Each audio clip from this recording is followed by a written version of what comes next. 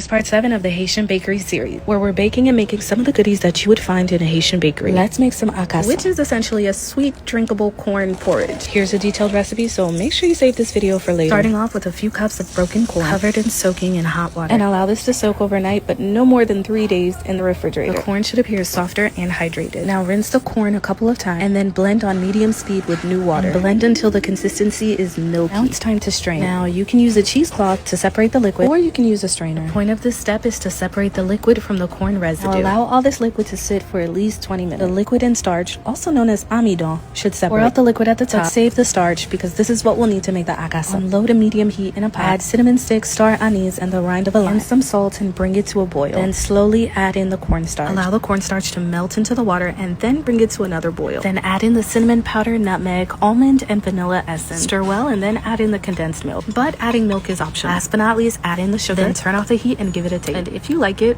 it's ready. And one thing to note, cooking on higher heat means the thicker the akasan. For a more liquid result, add more milk. Now enjoy this with the Haitian bread that we made in part 1 of this series. And in the end, you should have something that looks like this.